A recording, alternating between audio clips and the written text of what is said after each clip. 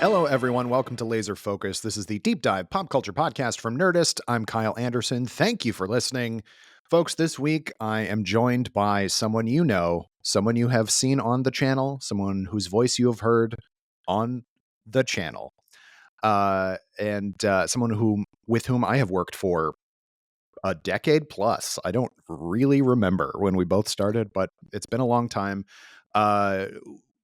Welcome to the show, and of course he is on Goblin Mode, which you can watch on Geek and Sundry currently and listen to via anywhere you get your podcasts, which we will talk about as well. Welcome back to the show, Dan Casey. Hey, everybody. Yeah, it has been over a decade for sure, because I just hit 13 years here a couple days before we recorded this, which is bazoinkers to think about. That is, man. Yeah, that's a teenager's worth of time.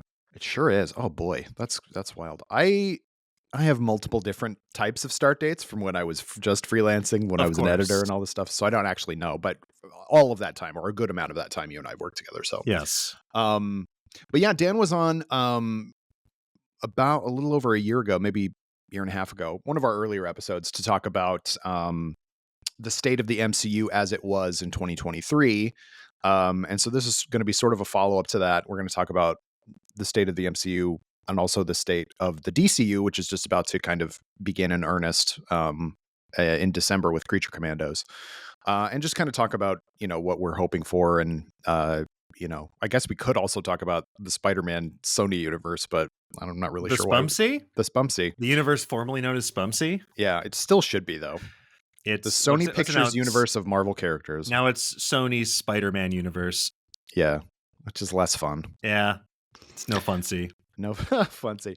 But first, before we get into all of that, all the CUs and SUs and things of that nature, Dan is one of the cast members of Goblin Mode. Excuse me, let me use its full name: Sagas of Sundry: Goblin Mode, which is a real play D&D campaign, which is very funny, and it stars Amy Vorpahl, friend of the show, Amy Vorpahl, as the DM. Dan, Jason Wynn, and Danielle Radford. And as this episode goes out, they just hit their mid-season break with a big old cliffhanger, which if you haven't watched, we won't spoil for you. But you all filmed that such a long time ago. Like it was a quick succession to film all those episodes. What's it like now seeing people get to those points, that you knew were coming for months? Yeah, no, it's extremely gratifying. And the coolest part of this has been, so whether you're a longtime player of Dungeons and Dragons or a big fan of other actual play podcasts like Dimension 20 or Critical Role, or you've never even heard of D&D or played it before, it's been great to hear from people of all stripes and all levels of experience just engaging with this story, because first and foremost, we're trying to tell a fun story that is heartfelt, silly, and almost always going off the rails. A story about underdogs, these three minions who work for an evil necromancer and suddenly find themselves the only survivors of an attack on the dungeon they called home, thrust out into the wider world, deciding whether or not they want to be heroes or the villains they were born to be. And it's just been extremely gratifying. This is a project I've been working on for a long time. It was the first project I started working on when I came back to work after going on leave for the birth of my son. And it, like you mentioned, I think filmed this entire series in about 9 or 10 days, including a day for just shooting promo material. So it's a lot. We packed a lot in there, but you can see that we left our hearts on our sleeves and our dice on the table, and we made a big mess, and I have to go clean that up. Yeah, but it wouldn't be D&D if it wasn't a messy table after the encounter was done. But yeah, if you haven't watched yet or listened yet, then now's a great time to catch up. We're going on a mid-season break. We're still going to have some fun stuff coming your way, like bonus episodes and some guest stars and things like that. But yeah, it's just great holiday listening, fun for most of the family. I don't know your entire family, so I don't want to make assumptions. Yeah, most of them, I think, should be fine. Statistically, most of the family. Yeah, Scruffy may not understand what we're going for, but I do say come, sit, and down, boy, quite a bit. And you and Danielle are both skeleton people, and yes. Jason is a goblin. Yes, and it's very fun to be like, because you have like a spider living in your brain and like weird stuff like that. Yeah, we're not what you'd consider to be traditional heroes Right. in like the epic like fantasy sense. We're the kind of like you'd kill us in a video game and get like 2 experience. We should not be alive, or I guess in the cases of skeletons, unalive. Right. We should not be the heroes of a story. We should not be driving the adventure. But nevertheless, here we are. Yeah. It's a lot of fun, and as many I can't remember if I've talked about it on the show, but I don't care about Dungeons and Dragons. I have no interest in playing it. It's whatever. But as you know, and I think in fairness to people of my ilk, I probably wouldn't choose to like seek out shows like this. I'm watching it for solidarity, but also I'm like, helping QC episodes and things like that. And I got wrapped into it, and I'm into it Yeah. now. And because I know you guys, and so that's just fun No, too. of But course, and I think that's we appreciate it. I'm glad that it's not just a labor for you. oh my But god, it's so much. No, I'm kidding. no, but It's a I delight. think that the cool thing about this is D&D at its core is just improvisational collaborative storytelling. It's a choose your own adventure book that you're all reading together, and then there's some light math to determine what page you go to next, and if it's a good page or a bad page. And it's incredibly fun. There was that clip recently on John Bernthal's podcast where Deborah Ann Wall sat down with him and just started narrating a little adventure. And like, it's just a series of prompts. Do you attack a goblin or do you run away? And whatever you choose, that's how the story evolves. And it's just a very fun game for anyone who likes telling stories. And I know it can be a little intimidating with all the books and the dice you need, but at the end of the day, it's just about telling a fun story together. Yeah, and Amy Vorpahl, like I can't say enough good things about her. Like she, as a DM, is such a good, a level hand, and also is Uh huh. completely, as she is also a goofy weirdo. She can like give as good as she gets, which is really fun too. And I like how early on, like it was a lot of you and Jason trying to make her do kind of uh not good voices, not good accents. It's we take, because we know Amy so well. She's a dear Yeah, friend. And as anyone who's watched her on Dropout, yeah, specifically Breaking News, knows, it's incredibly gratifying when you make her crack up. And we take a special joy in asking unnecessary details about the non-player characters, the NPCs that she introduces. Like, oh, what's your first and last name? What do you do? Where are you from? Why are you here? In a way where, this would just if you were in like if you were riding through like a Disney ride, like Pirates of the Caribbean, they would just be doing kind of one action over and over, like raising a lantern and being like, pirates over here. And yeah, that's all they need to be. But we really want to prove, that's the nice thing about D&D, is it can be as three-dimensional as you force it to be. yeah. And that's just like, if you just come from like an improv background, like one of the most fun things is if you really know the person that you're playing opposite, you can effectively break the rules of improv, but it's funny because like you basically shut them down or make them do crazy Oh stuff yeah. that, it's, Yeah, you so know, one of the best improv shows I've ever seen, instead of Yes and, it was just Jason Mantzoukas no-butting everyone else on his team because he's known them and played on stage with them for years now. So yeah. we try to be collaborative Yes, of storytellers, course. but It's not like that, but every so often, a little confrontation's good for the spirit. yeah. And it's a delight. So 11 episodes are out now on Geek and Sundry. There are also, as of when this is out, there are also 11 episodes of Talkback. So after every episode, you can, the players and the DM talk out of character about what just happened. And those are super fun. And you can watch them all on Geek and Sundry's YouTube, and also listen to them, as I said, anywhere you get your podcasts. And there's more to come. There's 9 more full episodes after the break, so you can catch up. And there's lots to see, and hopefully more stuff on Geek and Sundry Oh, going forward. 100%. We got some Yeah, fun surprises in the pipeline, so stay tuned, everyone. stay tuned.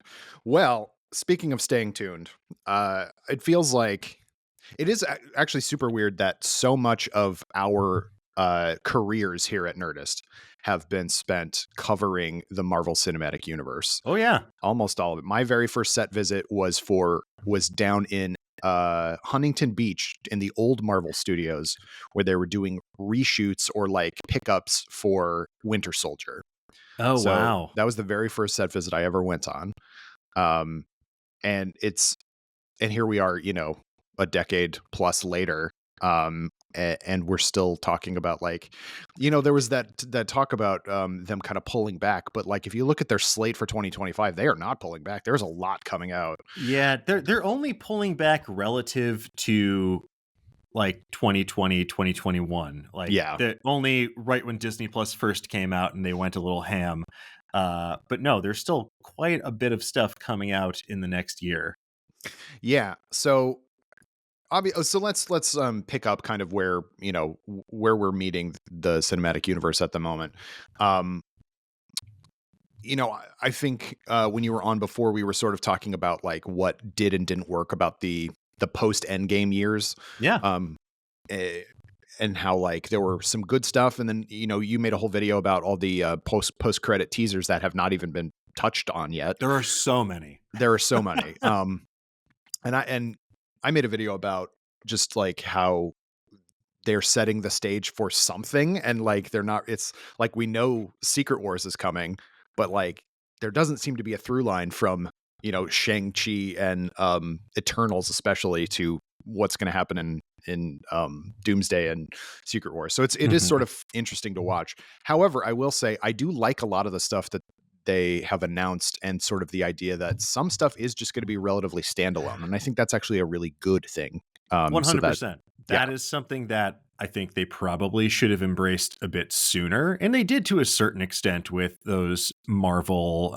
sort of not the one shots, the Marvel Premiere, I believe it was, or Marvel Spotlight. There's so Spotlight, many yeah. Yeah. subtitles now. I believe it's Marvel Spotlight. Spotlight for Werewolf by Night, for Yeah. example. That was a great example of a standalone thing where you can draw these connections to some of the wider elements of the Marvel universe, but it is meant just to be this own sort of side project standalone. Echo was a bit more of an outlier where that is, you saw this character in Hawkeye, and the implication was that Echo will return in future iterations of the Marvel Cinematic Universe, but the Echo series is largely its own self-contained thing. So interesting to see how they're going to move forward with that. But I do think that at this point, since everyone knows that, anyone who's read Secret Wars knows what the implications are for the Marvel Cinematic Universe. And I think everyone can Mhm. kind of glean that's where it's going. That sort of feels like the exclamation point at the end of the MCU's sentence Yeah. for its current iteration. So I think, you know, we want to have these other things that are in development. Some may survive, some may not. It's interesting how that plays out. We'll touch on that for the MCU and for the DCU as well. But Mm. I think having those standalone options is probably the smartest thing they can do now. So, because we're at this point where I think more often than not, a lot of people feel like a new Marvel thing feels like homework, especially if they haven't kept up with every single release. Yeah. So it's definitely a marketing challenge at this point. It's sort of, and it's why they always would retcon things in comic books previously. You have the crushing weight of history, all of that continuity that gets increasingly messy and convoluted, and eventually just need to clean house and, retitle things at number one and confuse collectors. Yeah. And they really, that is part and parcel to reading comic books. And I was, as I've talked about on the show, like a big into the Krakoa era of X-Men. And then once that ended and there were new titles coming out, I read like issue ones of most of those, and then I was like, you know what, I'm gonna take a break, because like I don't 100% need to be on board for all of this stuff. And Yeah. I don't want it to become a chore or work or anything like that. I was just realizing that when you were on, was right after Secret Wars, or Secret Invasion rather, Oh God, what which was a such a bad show. horrendous show.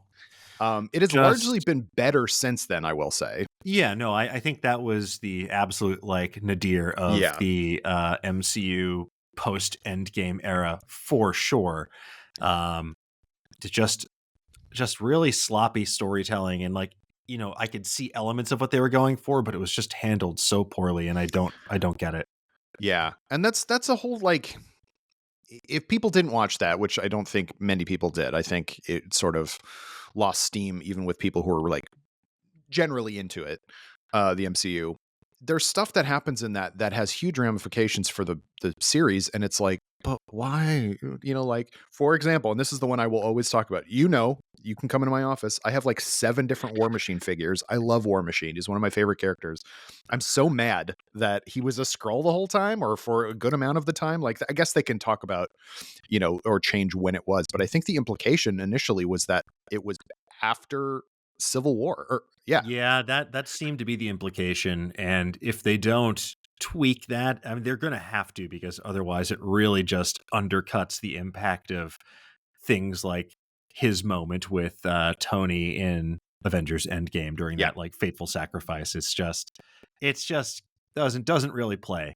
No, and I also don't understand why a Skrull would, especially an evil Skrull like that, would do that. You know what I mean? Like, it just doesn't seem like it would fit, and there was no kind of like winking that, oh hey, something's weird with Rhodey. Like, it never once. Like, Yeah. um, so I refuse to believe it. Honestly, I will just headcanon that away. But and that it will only matter if and when they make Armor Wars, which is not even on the schedule anymore. Yeah, I honestly, I would be shocked if Armor Wars actually happens. I Me feel too. like that was a nut that they couldn't crack, and I feel like the window of opportunity to tell that story is closing or is altogether closed. And I think maybe if Ironheart does super well and like you can open up that sort of side of the tech-based Marvel Cinematic Universe again, then maybe they can slot it in, but it feels like too little too late at this point. Yeah. I kind of think so too, and it's also like they've gone to the trouble of setting up or attempting to start setting up Young Avengers. It's like, Yeah. why don't you just let them play out? You know what I mean? Like, Yeah. because but that's not even on the list now, and it's like, again, once we get to Secret Wars in 2 years time or 3 years time, it's like, is that even going to matter? Assuming it doesn't move. Yeah, Because I will say this. I will say this. I saw someone online discussing this. Secret Wars is currently supposed to come out on May 7th, 2027. That I think they should move, not just because back-to-back Avengers movie releases is going to send the world's VFX workers into a collective doom spiral, yeah, but May 2027, that's going to be the 50th anniversary of Star Wars. Why would you not release a new Star Wars movie on May 25th, 2027, or whatever the closest day is to that original date? Like, that is yeah, going to be such a huge month for their other big franchise that they're sort of having difficulty on the cinematic side with. So yeah. personally, I would not be surprised to see Secret Wars slide a little bit later in 2027. Like maybe make it a fall release and dominate the sort of like fall blockbuster season. Like I know you want that summer blockbuster slot, but even if it goes later in the year, you're not going to miss out on box office. And I also feel like, because the year before that, Avengers Doomsday is May 2026, and Yeah. Spider-Man 4 is July 2026. I feel like you're just eating your own box office at that point. Yeah, I have to imagine the Spider-Man sequel that's going to have to probably do with some sort of arrangement with Sony I'm as well sure, in yeah. terms of like, well, we need a summer blockbuster as well. And it's like, Yeah. you know what? Sure, why not? Yeah. We've had stupider release schedules. Yeah, and I mean, obviously, like the Spider-Man movies starring Spider-Man Yes. have been proven successes and everything like that. I'm very intrigued by all of this stuff, um, but yeah, in just 2025, we get 3 films and 7 shows in the MCU. Damn. Granted, I think 3 or 4 of those shows are not in continuity. They're like animated kind of, alt world Sure. stuff. But still, that's a lot of stuff. Yeah, no, it's quite a bit of stuff coming out in the immediate future. Yeah, well, let's start on the film side, I guess. Yeah. With Captain America: Brave New World set to finally come out on February 14th, 2025. This movie may wind up being one of the most expensive movies in the entire MCU just because they keep going back to do reshoots. Yeah. It is extremely worrisome based on just how many reshoots they're doing. It feels like they've reshot the entire movie at this point. Like, Yeah. I'm very concerned about it as well, and I think, like, we saw that they ran into the similar issues with the Marvels, which they continually reshot. Hmm. I think the Marvels ended up fine. Like, I know a lot of people really didn't care for it, or at least people online were a-holes about it, but, I thought it was fine, but I do think it's like, it there was no way it was gonna live up to the amount of Oh, budget that it took up. well, also the Marvels. You could tell a good chunk of that movie was just missing. They just carved that down to the bone, and it just moves at such a clip where it's like, um, I know people complain about movies wearing out their welcome, but in this instance, it does feel like there is necessary context that is not being given for what you're trying to set up here. It was also a challenge because not only was it a sequel to a movie that made $1 billion worldwide, um, but it also required you to have seen both WandaVision and Ms. Marvel in their entirety if you wanted to understand two of the three main characters. Yeah. And they did a decent job of setting them up, but like it is, if you want the full picture, that's the point where it does feel like homework for people. If it's like, oh, if you haven't seen these two tie-in TV shows on a streaming service you need to subscribe to, then you might feel a bit dissuaded from engaging with it. Or yeah, it also just wasn't as, it didn't feel as novel as the first Captain Marvel. And I like all these characters. I liked the Yeah. chemistry they had together. I just thought it sort of like didn't really hold up to the weight of what they were trying to put forward. No, not at all. And it also suffered from the similar problem that other, I would say lesser Marvel films have, which is that the villain is very one note. And the threat didn't seem all that threatening. It didn't seem, eh, the idea that like Carol did something off screen that is, weighing on her and is like making all this bad stuff happen. It's like, I don't I don't feel that weight because we don't see it happen. And it's Yeah, like, it's when the did the she have time to classic do this? storytelling technique of tell, don't show. Yeah, precisely. Um, but when on the topic of homework, I feel like both Captain America: Brave New World and the next one, which is Thunderbolts, which is coming out in May of 2025, they are the least like noob friendly movies I've ever heard because they all are about spin-offs, or they're all spin-offs of other shows and movies, and Oh, it's like, 100%. At least I will say, at least with Captain America, I feel like that is going to be, it's interesting because you have the Captain America cachet, and Anthony Mackie's Falcon has been in this universe for a right, long time now.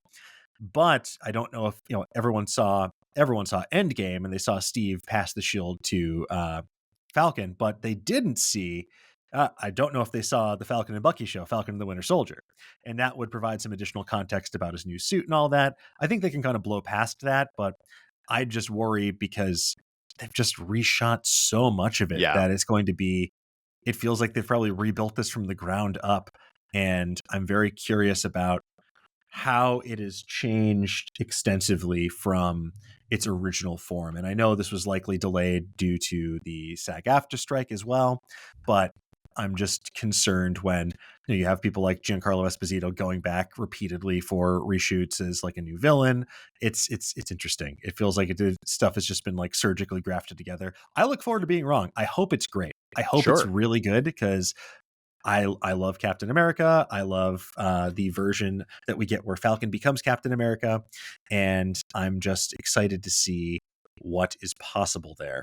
Um, And yeah, but I will, to your kind of point about being concerned, the only previous February MCU release has been Ant-Man and the Wasp: Quantumania, which we know was messed up by reshoots and everything like that too. So, I think that is, you know, who's to say? I know they have to get stuff out by a certain time, but well, I uh, mean, sort of as it's technically MCU now. It wasn't always, but the original Deadpool came out in February, you know what? Fair enough.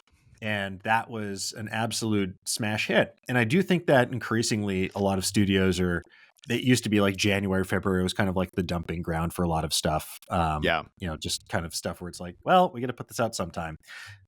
I feel like if you have a good movie, if you have a movie you're confident in, you can really just dominate the conversation, because otherwise it's just kind of a wasteland of other studios kind of just putting out stuff that they don't have faith in. hmm yeah. I think it's relatively telling. I think, Mithrigan, that the movie about the Yeah, I know what you're doll, talking about. um, Mithrigan. Mithrigan, or Megan, as some people called it. I think that came out in like late January, early February, or something like that. And now that did great. And then the sequel's coming out in like May or June. So I think they understand the, Yeah. you know, Yeah, no, they knew. It's just interesting because this is going to be delayed by Captain America Brave New World was supposed to come out this May. right.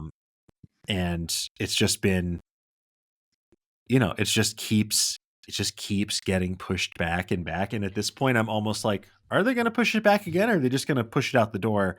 Because they just need to get it out there, I imagine, because they want it to come out before what comes next in the MCU slate. Yeah. Well, and that's sort of the same thing with, again, not to talk too much about this Bumpsy, but but Kraven the Hunter keeps getting pushed back. And it in fact got pushed back yet again. It was supposed to come out in November, and now it's going to be December. Yeah. And that just doesn't bode well No. for someone such as I, who has fallen on the sword to review it. Look, what if it's a life-changingly good movie? You don't know. I don't know. JC Shandor's made some good stuff.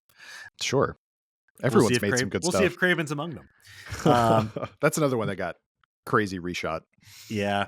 I do want to circle back to your point about Thunderbolts not being noob friendly, because I would say, given the sort of, I'd say this, I mean, it's very clearly, at least from the marketing that's been put out so far, it feels like it's being positioned as Marvel's Suicide Squad. Absolutely. Where, look, these are all characters that you may or may not remember because they are not necessarily super important. They've all been villains of MCU stories at one point or another, and they're being positioned as the ostensible heroes here. And yes, there's that asterisk in the title. It may wind up being titled like Dark Avengers or something like that. I do think that this is going to be more accessible than people think because of the conceit, because it's sort of like, so that's it, huh? We're some sort of Thunderbolt squad. Like it's going to be that sort of scenario where you're like, oh, this is going to be potentially like violent and off kilter and like a little bit different than what I'm maybe used to from your stock standard MCU story. And I do think that they're doing it very smartly, which is that they're centering it, or at least the marketing seems to be centered on Yelena, Florence Pugh's character, who is by far the most compelling of any of the characters, even in the original Black Widow movie, but she's shown up a few times in other stuff as well. So it's like, okay, she's the most established of all the characters. And then also her Bucky. and Bucky. Yeah. But Bucky seems to be coming in like later. Like he seems like, and Sebastian Stan as Bucky. Like at this point, he's earned the and Sebastian Stan. I think so. Absolutely. Yeah. He's he might even get an Oscar nom this year, or we'll see. But he's a couple movies in the conversation. Yeah. But yeah, I think I am intrigued. Also, I think it's fun, and it does seem like, especially with Bob, aka if you know who Bob is, it does seem like it might go in a Dark Avengers direction, which I think would be a lot of fun. And like I think that Ghost did not get enough to do in Ant-Man and the Wasp, so it's kind of cool to see that she's there for that. I don't think anyone had enough to do in Ant-Man and the Wasp. No, except for what's his name? Who's not in the third one? What's his name? Are you talking about Michael Pena? I was going to say Walton Goggins. Yeah, Walt Goggins had a lot to do. Michael Pena sadly was not in the third one because honestly, if the MCU could benefit from anything, it's having Michael Pena's character Luis recap the entire series to this point in his signature style. Yeah, that would be incredible. I think they should do that. But yeah, so I think I will have fun with Thunderbolts. For sure. But again, I always just think about like somebody like my mom and or my wife. My mom watches more MCU stuff than my wife does, but if I have to explain too much to Stephanie, my wife, she goes like, I don't care. Like she's just like, I don't want to watch this anymore, because it's like, I think because she never watched any of the other X-Men movies, but she really liked the Deadpool movies. And so she's like, what do I need to know to watch Deadpool and Wolverine? I'm like, okay, I'll try to make this as quick as possible. And she Yeah. ended up liking it fine. Like she got it. It was No, all of fine. But course. But I mean, look, that's a thing where it's that's why we wind up making so many videos on the Nerdist side of like, here's what yeah, you need to know before you watch X show or Y movie, because not only does the canon get increasingly convoluted in this era of shared cinematic universes, but also the production time. It used to be like you would get a brand new series of television once a year with 24 episodes. And now it's like you get 6 to 8 episodes maybe every 3 years. yeah, And it's just a long time in between. So yeah, it's easy to forget what happens. yeah. Absolutely. And it's also fun for us. It's good for us actually, as people who have to cover this stuff to like establish in our own brains like, oh wait, what happened in this? And that's why those are enjoyable. um Before we jump to the third of the movies, let's finish out phase 5, because phase 5 ends on a show, which I think is interesting. Phase 5 has been Oh, very, I'll say, wishy-washy. It's sure. been sort of, I think Thunderbolts was initially supposed to be the end of it, like as the haha, Thunderbolts, We've done it. this is our Avengers, and that's what makes me agree with you that it's probably going to be Dark Avengers. But um, we will also have Daredevil Born Again, which is coming out in March, which is basically, they have said that all of the previous Daredevil stuff is in fact canon. Like there was Yeah. which is good, because I think that show is good, and I think all the stuff in it is good. I like that they have, the aforementioned Deborah Ann Wall and John Bernthal are going to be involved. So I think I'm excited for that, because I just really like Daredevil and those characters, and so just knowing that they're back in, I think is and none of that stuff is not real. Do you know what I mean? Like none of that stuff is Yeah, it wasn't decanonized. yeah, it wasn't just in their imagination. No, Right. I think it's smart to do that, especially because the Netflix shows back when they were airing really tried their best to make them feel like they were part of the wider Marvel universe, but you could tell they clearly weren't allowed to mention things explicitly. They always had to refer to that thing that happened in New York and Yeah. stuff like that, where it's like, come on, man. We all know what's going on here. Like, I just settle your beef internally between Ike Perlmutter and Jeff Loeb about what TV counts as actual Marvel TV. Yeah. Um, Speaking of that, I recently found out that ABC's Marvel's Agents of S.H.I.E.L.D. lasted for 7 seasons. Oh yeah, but not a movie. I would have thought 4, and the end, but no. For not only 7 seasons, but 7 seasons of like 22 episodes a season. Yeah, there's a lot of episodes of that show. Yeah, so good on them for being able to expand that story and tell, because they wound up telling so many stories within the Marvel universe and bringing in so many characters in a way that feels like you can no longer do. Mm, That was like sort of the dovetailing of like MCU on television. That was like dovetailing with like the final days of the Arrowverse in a sense, where right. you would expect that like, yeah, we're going to get 20 plus episodes of this street level group, and we can expect to get that the next year and the next year and the next year. And now it's no, people expect sort of movie level budgets for some of these shows, and they need to have that direct tie-in. At least that's the perception, because that's sort of the model that Marvel established and that Mm. DC has been chasing a little bit. And you can only really afford to do that for 8 episodes or 10 episodes max. Like I'm struggling to think if there's any Marvel shows that hit beyond that. I don't think so. I don't think so either. Maybe What If, but I think What If was still like 9 or 10 episodes. Yeah, it's definitely single digits. And they're all going to be like Eyes of Wakanda and Marvel Zombies, which are 2 that'll come out in phase 6. Eyes of Wakanda at least is going to be canon. Marvel Zombies will not be Yeah. canon. But those are only 4 episodes apiece. You know what? Um, I here's the thing. I respect if it's like, if you don't have enough story to sure. stretch out over that many episodes, then don't try to unnecessarily stretch it out. As a lifelong anime fan, nothing sucks more than just finding yourself with a filler episode. And that's not to say that stuff outside of what's considered quote unquote canon cannot be compelling. But when I say filler episode, I'm someone who grew up watching Naruto week to week when I was in Mhm. high school. And that show notoriously outpaced the manga very early, and we got a lot of very bad filler episodes. But I'm at least look, 4 episodes, fine. It's a little mini series, and you can bring it, Yeah. or limited series, you can bring it back for more if there's more story to tell. Lord knows that the original Marvel Zombies, they have since done 19,000 sequels to that in the comics, so I could easily see that happening on the animated side as well. But Yeah. we'll see. We'll see what happens. We'll see. But then after Daredevil Born Again, Ironheart, the aforementioned Ironheart, which will be June of 2025, is the actual official end of Phase 5. And that's another show that was meant to come out a year or more ago, and they kept getting pushed, and for various reasons. But So we're going to end with a show where a character dresses like the devil, and a show where we may finally meet Marvel's version of the devil, Mephisto. I really hope so.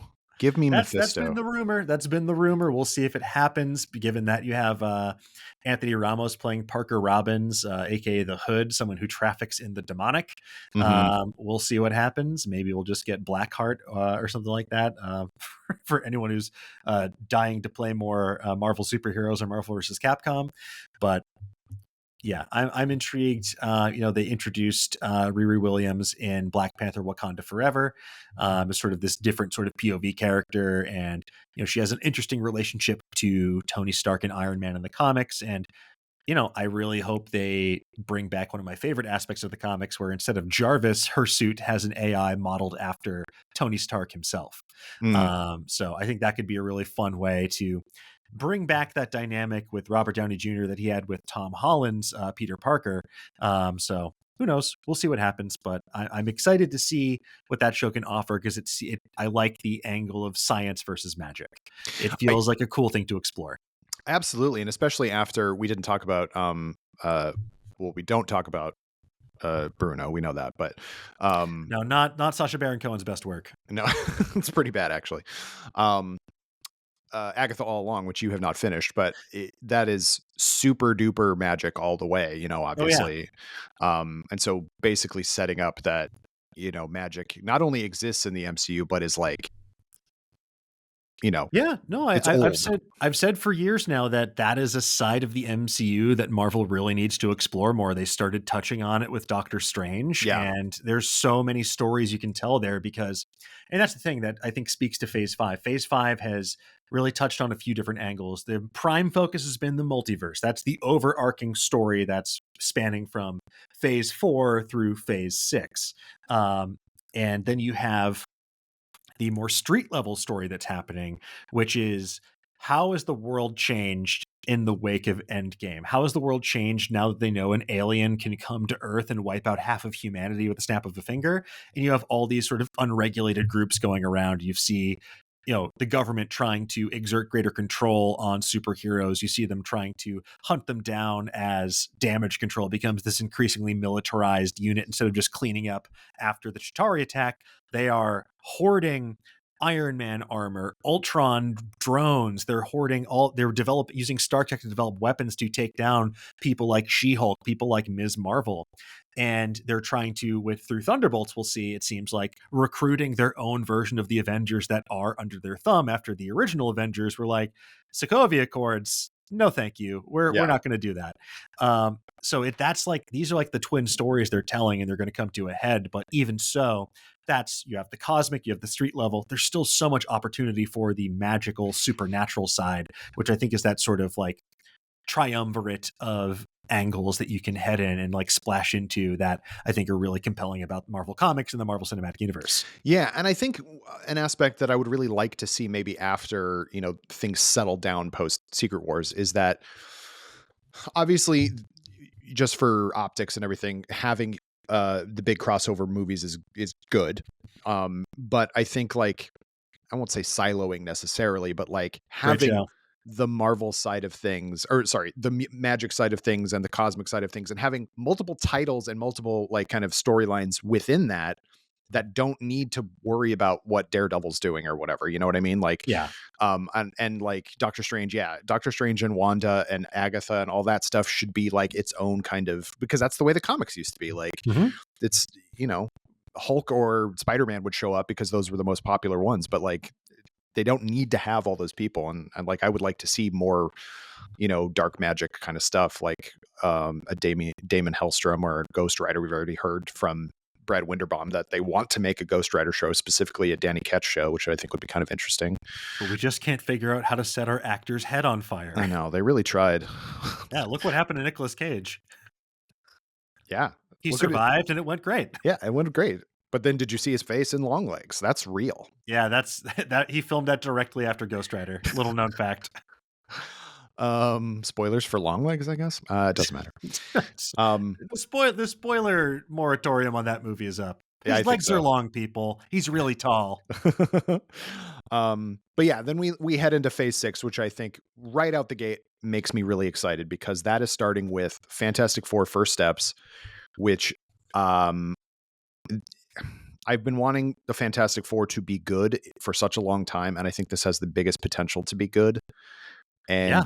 I think setting it in an alternate dimension makes, or alternate timeline or whatever, works because of obviously the way that they're going to fold everything in, but making it the 60s, because so much of what, like, the best run of the Fantastic Four is the early stuff with Stan Lee and Jack Kirby. Like, that's the Oh, best 100%. version of it. 100%. I'm also very heartened by the decision to bring on Matt Shakman as the director. Mm-hmm. Matt Shakman directed all of WandaVision, which is still my favorite piece of Marvel television for the MCU.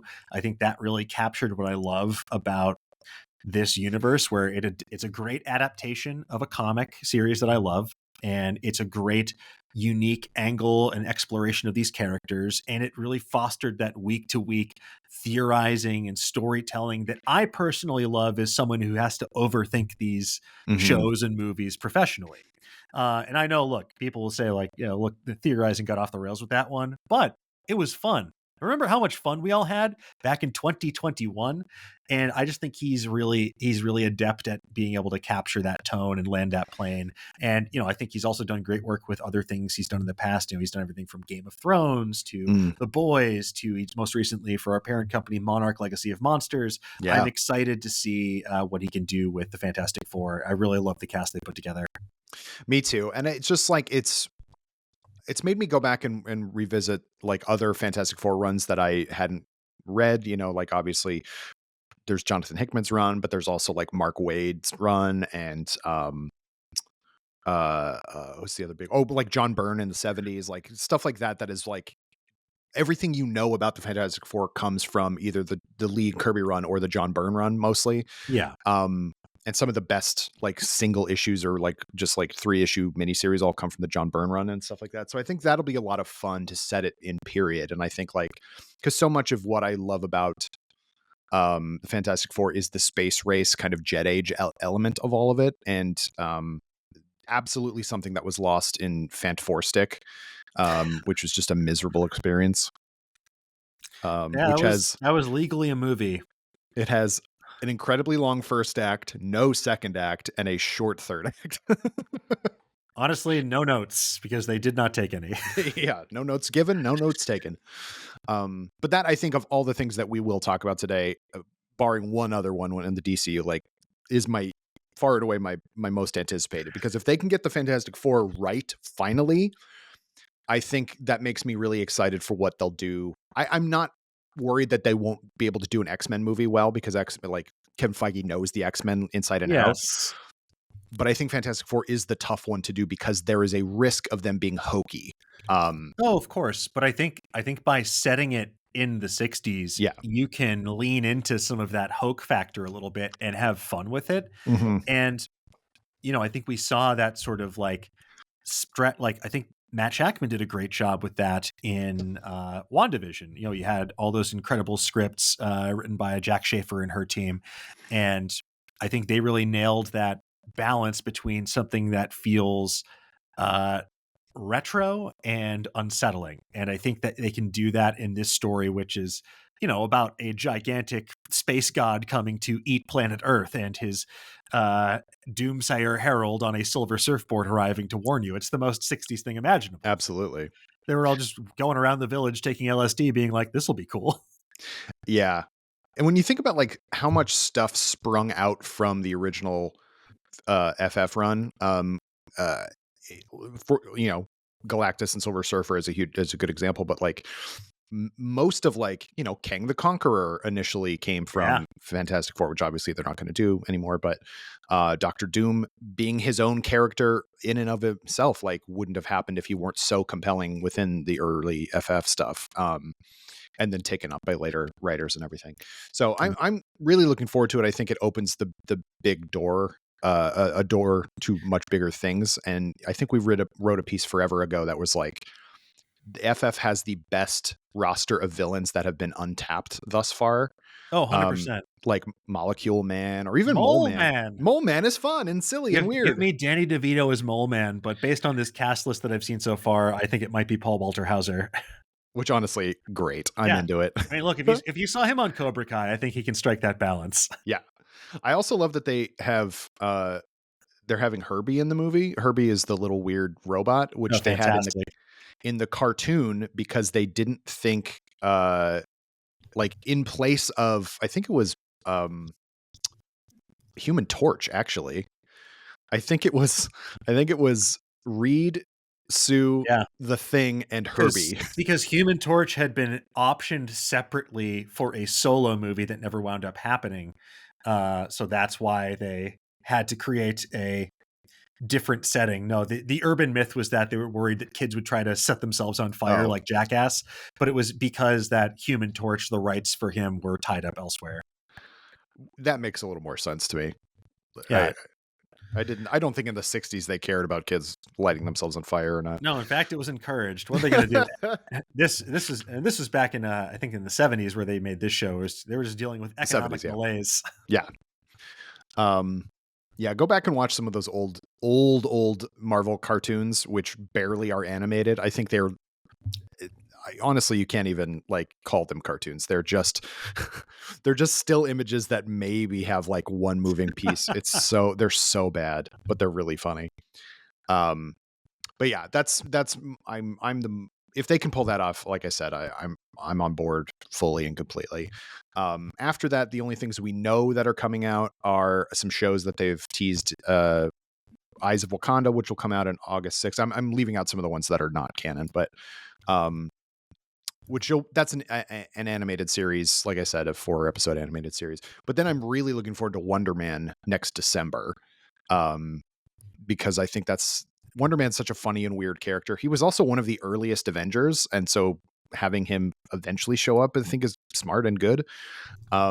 But I think doing it so the idea of Wonder Man initially was that he's a superhero who then he's basically Booster Gold. He uses his fame as a superhero to become an actor, whereas I feel like this is going to be different. He's an actor who becomes a superhero. But either way, I'm into it. I think it'll be really funny.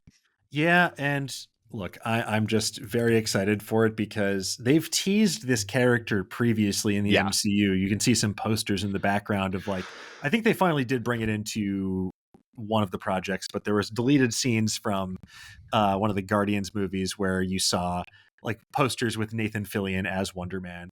Also, Yahya Abdul-Mateen II as Simon Williams is inspired casting. He is so good. Yeah. And he deserves better than just playing Black Manta in the Aquaman movies. And I think people are going to be really impressed with him. I'm also very curious how this is going to roll. This is, co-created by Destin Daniel Cretton, director of Shang-Chi, who's also directing theoretically the Shang-Chi sequel, but also the upcoming Spider-Man 4. So I'm very curious what this can do. It feels like it might be able to be a bit tongue-in-cheek about the MCU in a way that She-Hulk was, while being a bit more grounded than that show was, given how much that relied on breaking the fourth wall. Mm-hmm. And it'll also bring back Ben Kingsley as Trevor Slattery, which, of course, if it's going to be about actors, you got to have him in it. And apparently Ed Harris as Simon Williams' agent. And also well, Simon Williams' brother, Eric Williams, aka Grim Reaper. Who was teased in an Easter egg in the opening credits of WandaVision. Was he? Yeah, in sort of that like little animated opening credits, you can see Grim Reaper buried under the house, like in the Vision comics. That's good. I like it. Yeah. And not to mention, on Vision, sometime in 2026, they haven't given a date.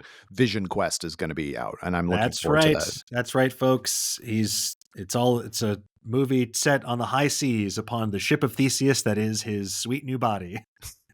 Is he even Vision anymore? We'll see. Are they going to bring in? Yes, he is. Is Wiccan and Speed? Are Wiccan and Speed going to be involved? We'll find out. I have to imagine. Yes, I have to imagine that's where Speed's going to come in, and then maybe we'll even, depending on when it comes out, that's where you could even maybe like bring back Wanda in some sense, like and end with like bringing back Wanda just in time for the events of Doomsday and Secret Wars. Mm-hmm. Well, that's the other thing. Like Wanda in the comics is very tied to the Fantastic Four as well as Wanda. So, we'll see how all of that plays out. And if it does, and if it doesn't, who knows? But yeah, so that's your MCU. I do have to say, like, Captain America 4 notwithstanding, I kind of am looking forward to everything. It does seem like a lot, but it does, at least some of the shows are not required viewing, which I think will be good. Your Friendly Neighborhood Spider-Man's a great example. Yeah. Previously titled Spider-Man Freshman Year.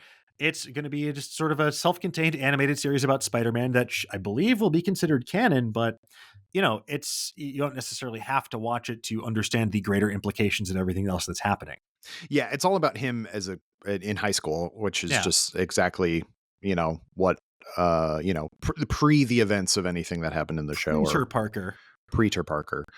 But I'm really looking forward to Destin Daniel Cretton getting to do more stuff in the MCU because he was supposed to direct back when Avengers 5 was going to be the Kang Dynasty. So I'm glad that they're keeping him around. They gave him Spider-Man 4, which is a huge like vote of confidence, I think. Yeah. And also the fact that he is still making Shang-Chi 2 at some point. He's writing and directing that, so they say. We've been told. But this Wonder Man will apparently be under the Marvel Spotlight banner, so it'll be its own self-contained thing, so that'll be fun. But yeah, so let's move on to the DCU side of things. It is, oh boy. After that initial barrage of here are all the titles we're working on, not actually that many of them have a release date yet. So we're going to talk about the ones that have a release date officially, which of course starts not that far away, like 3 weeks away, basically, with Creature Commandos, December 5th. So we were kind of teasing the weird continuity thing of it all. Yeah. Well, let me start by reading a quote from James Gunn in an interview that he gave to Deadline along with his DC Studios co-CEO, Peter Safran. This is back in January 2023.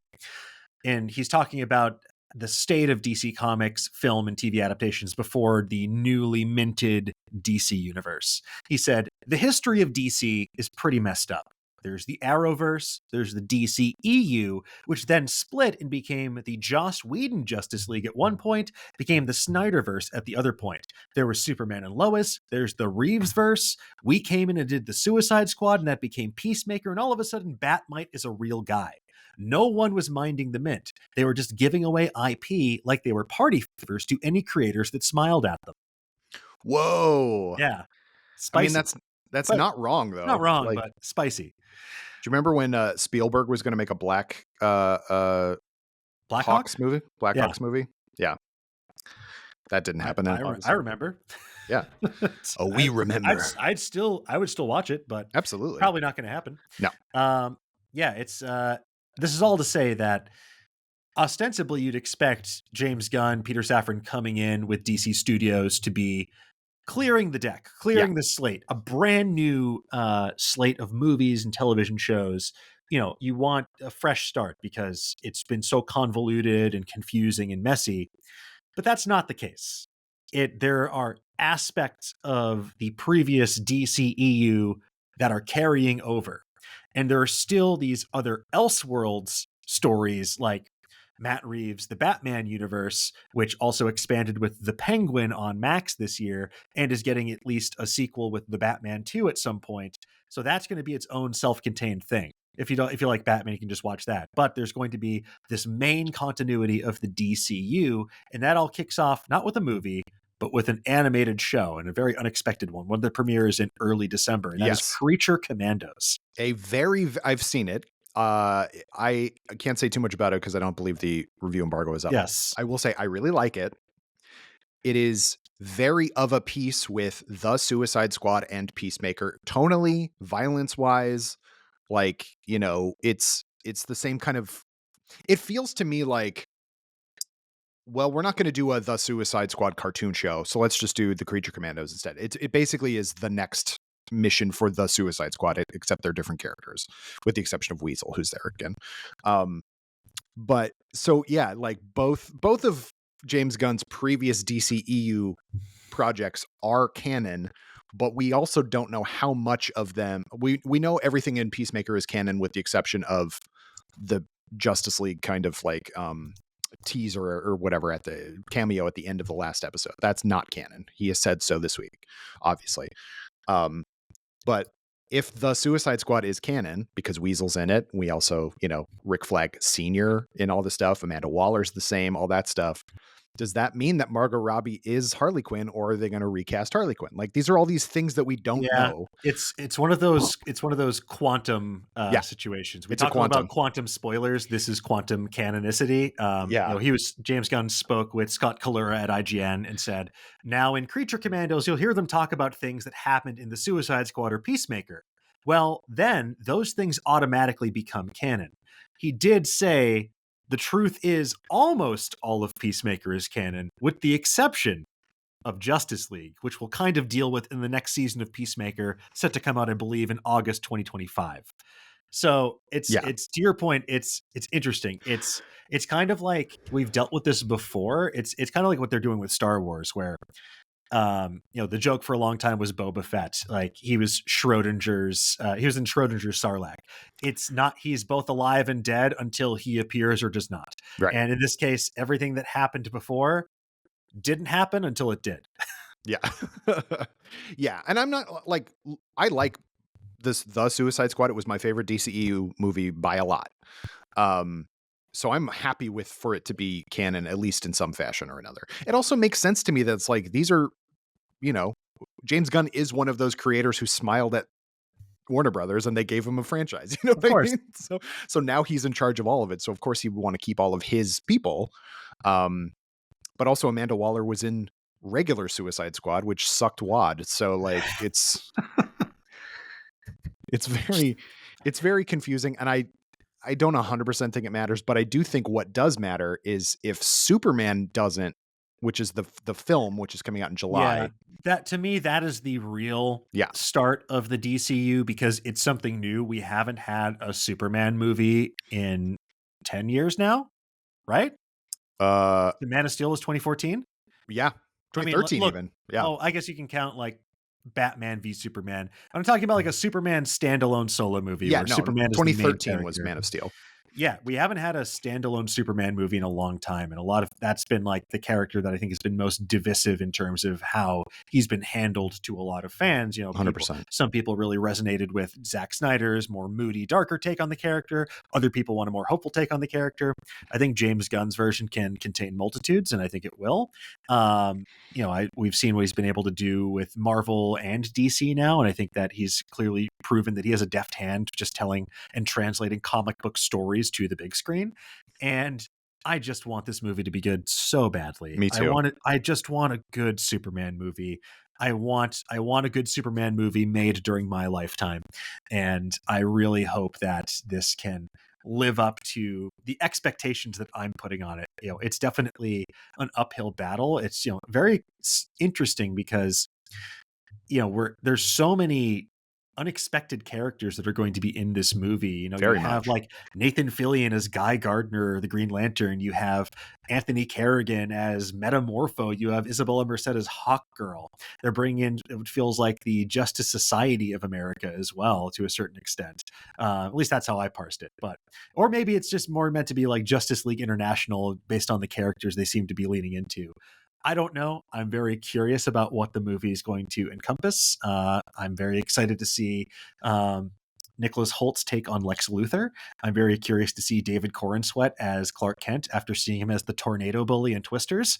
So yeah, Yeah, I'm curious. me too. And I think based on the casting, I think is so I have like a version of things in my brain that I think will probably be the case, which is that like Guy Gardner, as we all know, sucks. Like as a guy, he's not a particularly nice person, and he is a braggart and all this stuff. And I think the idea of having the JLI in place before Superman comes into the world, that immediately goes like, okay, Superman is resetting everything, because here Yeah. are all these characters who are misfits or just kind of like, they're Yeah, you don't have to tell a story where supervillains and like cosmic threats are emerging. They happen, and that's yeah, why there's a superhero organization to try and deal with them. But maybe they've become like overly corporatized through LexCorp or something like that, and they need this like ray of hope to inspire the people again. yeah. And like the fact that Crypto the super dog is going to be in it, I think is really Oh yeah. a good indication of like, this is going to be kind of your Silver Age kind of happy go lucky Superman type of movie. Now, my question for you is: so Alan Tudyk has been cast in this movie in an undisclosed role. Look, there's a non-zero chance he could just be voicing Crypto because he's done such a great job voicing animal characters in the past. Oh yeah. But I have a theory that he's going to be one of two characters, and I think he's going to wind up being a villain. Or villain or a mischievous character. Hmm. You know, the theory that I've heard posited is that he could be voicing Brainiac, but the Mm. theory that I love is that he could be Mr. Mixie Pitlick. I mean, that would be rad. If you really want to lean into the insanity and like the silver age-ness of it all. Which honestly, I would be completely happy with. Like, what a weird, like, I mean, in that quote you read a little while ago, James Gunn talks about Batmite existing. It's like, okay, Yes. so Batmite exists. Why wouldn't Mr. Mixes Pitlick exist? I think that's a lot of fun. Alan Tudyk is also voicing Dr. Phosphorus in Creature Oh, Commandos. interesting. But he's played a million characters. He's the Joker in the Harley Quinn show. Like Yeah, yeah. he is one of DC's kind of go-to people. He was also I can't remember the name of it. The villain in the first season or two of Doom Patrol. So he's just been in a lot of stuff in the DC universe. So like it could just be that he is the guy who's just in everything, which would be Yeah. rad. Oh yeah, he was. Yeah, what was the character's name on Doom Patrol? Mr. Nobody. Mr. Nobody. Yeah. I was like the invisible guy, Mr. Yeah. Nobody. But he's obviously unrecognizable as Dr. Phosphorus, so it's like it doesn't need to be like he can play multiple characters and that's not a big deal. Same Yes. with Sean Gunn, who was Calendar Man in the Suicide Squad, but he was also Weasel, Yeah. he's GI Robot. So again, it's another voice character. So like if either of those or any of those become live action characters, you don't necessarily need them to be like face on screen people. No, of course. And with Alan Tudyk, if I see he could be cast in every single project in the DCU as a different character, and I would just be endlessly delighted. Me too. He's that good. And you almost can't tell, like if you don't know it's him, some of the time you're like, wait, who's that? Oh, it's Alan Tudyk. Like, Yeah, no, sometimes he has like a character archetype, like Mhm. the sort of like character he plays, like King Candy in Yeah, Wreck-It I was about to Ralph, say. and like that sort of like blustering Yeah. monarch. But I think he has quite the range, and I just always am delighted when he's on screen, whether it's vocally or physically. Yeah, I think that and we also, like, not to skip too far ahead, but like with Guy Gardner, that means we now have 3 confirmed Green Lanterns in the DCU already. because the Lantern series, which doesn't have a release date yet, is in production, and we know that it's going to star Aaron Pierre as Jon Stewart and Kyle Chandler as Hal Jordan, and obviously Nathan Fillion as Guy Gardner. So it's like, this is, as a Green Lantern fan, Green Lantern is what got As me a Green back into. Lantern. I'm a Green Lantern. Got me back into comics in the mid 2000s. Like, this has me very, very excited, and the Oh, yeah. idea that the Lanterns show will be sort of like a weird True Detective type mystery. Yeah, like cosmic horror with Green Lantern it feels like such a no-brainer. Yeah. Which, yeah, I'm truly, truly excited for that. And also the fact that, and I'm not surprised about this, but that James Gunn is using so many comic creators on staff for various things. Like Tom King's in a bunch of stuff, and like, let me bring up the thing real fast. Do do do do do do do. Oh crap! Well, it doesn't matter. But the fact that he's adapting, Supergirl, Woman of Tomorrow, which is one of my favorite books of recent memory, it's it's great. I just will say that, like, I love the fact that he's choosing specific arcs and specific creators and like all this stuff, and actually using them as creative touchstones for the DCU instead of just like, I mean, I have to say, like, some of the MCU stuff, it's just who's a writer that we can have who will rewrite. Not that they haven't done a good job, but they're not the people who created the characters. Do you know what I mean? Sure. No, there's people that have played well in the studio's playground Yeah. before, or they know they can rely on, and that's fine. Like, some people do a fantastic job with that, and Yeah. I'm curious to see what people do, because it's also, I feel like now, with someone like James Gunn co-heading DC Studios, there's going to be a more unified creative vision. Like, for a long time, the discussion was around DC needs its own Kevin Feige. And, Jeff Johns tried to occupy that role for a time. Yeah. And then just a series of executives at WB tried to occupy that role for a time, but they didn't really have that same sort of unified creative vision that resonated with a mass audience the same way that, Kevin Feige's did with Marvel. So I'm curious what they are going to be able to do there. I'm curious if they will be able to live up to the sort of gigantic expectations and, eyeballs that are going to be on them as they enter this new era, because, a lot of people talk about superhero fatigue. Mm-hmm. And while people still show up in droves to the box office, I do think it is something people have to be cognizant of, because you can only reboot something so many times. And if that most recent reboot isn't good, it kind of, it doesn't bode well for all of the 19,000 other projects that are hinging on coming strong out the gate. And that's why I think it's also, not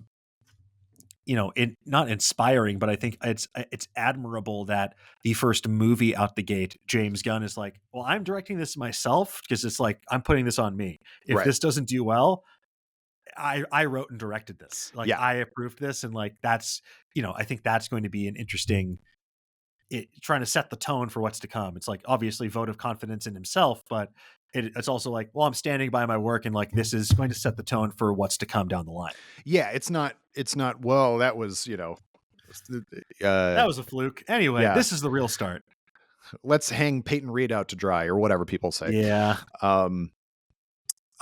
Exactly. That, again, I think it's just like, put your money where your mouth is. And I think that's a huge thing. And they came out the gate strong, and I think it was early 2023 when he announced all of those projects. And thank you so much. The clip we endlessly use on Nerdist News for some reason. Well, it's there. You may as well use it. But all of these things, like, we know they're coming for example, like the Authority. There's characters from the Authority that are going to be in Superman. Yes. To set that up. But then Batman the Brave and the Bold, we don't really know what that's going to be, other than it's based on Grant Morrison and Frank Whiteley's run of Batman and Robin and Batman and Son and all that stuff, which is rad. And then Swamp Thing, which will be written and directed by James Mangold, which I am so excited about as a huge Swamp Thing fan. But then Ana Nogueira, who is writing the Supergirl script, is also writing the Teen Titans film, which doesn't have a director or a release date yet. And that is like great. You know, like we talked about this with Eric Diaz, who's a huge, old school DC fanboy. Yes. And he's like, they're doing Superman, Swamp Thing, and Titans. It's like they're not fucking around. They're not hedging their bets. It's not like, oh, let's do Hawkman, I guess. Like they're not doing that kind of thing. It's like these Yeah. are big things that if they don't do right, people are going to be mad about it. Exactly. And look, I appreciate that they're not making people wait too long for some of these characters that they're definitely anticipating. Like, Yeah, after this, the other big question is going to be like, okay, well, who's going to be your Wonder Woman? right. Like, we're getting Superman and Batman out the gate. Who's going to be your Wonder Woman? And when is that project going to happen? Yeah. We already know that Cersei is one of the villainous characters from Creature Commandos. So like Themyscira exists in this Yes. new world. Like we know all this stuff, and we know that there's going to be an Amazon or Themyscira show, Paradise Lost, which is going to be sort of Game of Thronesy about the history of that. But we don't know who Wonder Woman's going to be. We don't know who Batman's going to be. Like all this stuff. And I think that, again, like the fact that we have 3 Green Lanterns before we have a Batman, I think is really part and parcel to they're doing right by the characters and the comic universe without just going straight to who's the biggest name? Let's get them. Exactly. It's not going to be like, The Rock is Black Adam, for example. Sorry The hierarchy of power is about to change, baby. And he was right. It changed in that none of them had power not in the anymore. way that he expected. But yeah, I have to say I'm looking forward to most of the DC or the MCU stuff, but like the DCU stuff is what I'm like extra excited about because the world is our oyster essentially. Like we don't know what it's going to be like, whereas we have a decade plus of MCU stuff to at least give us an idea of the kind of thing they're doing. Mm-hmm. But that just could be me because I'm a DC fanboy from childhood. I definitely read way more Marvel comics now, just because I'm catching up on all the comics I didn't read when I was a kid. But again, it's like Batman, Superman, Green Lantern, Flash, Wonder Woman. Like, give me those characters now. I want them. Yeah, like, no, it's I don't want one of these universes to be less than. I want them both to be awesome because I love these stories, and I feel like superhero comics are about as American an art form as you can get. Absolutely. And it's definitely like the myth making of our time. And I know that, some people are probably exhausted by superhero stories, but I do think there's so many more left to tell.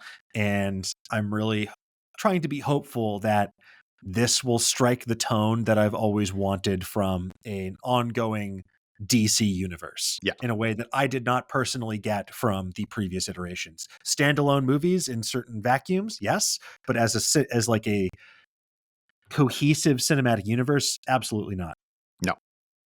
And again, like starting with Superman is a big swing, and I think it's the right move because if you do 100%. Superman right, then you get you can do weird stuff like the Authority if Superman is well established. Exactly. And then you can get more people invested in the weirder aspects of the DC universe too. That's right. Well, as soon as we saw this a year, almost 2 years ago, when he announced all those things. Thank you very much.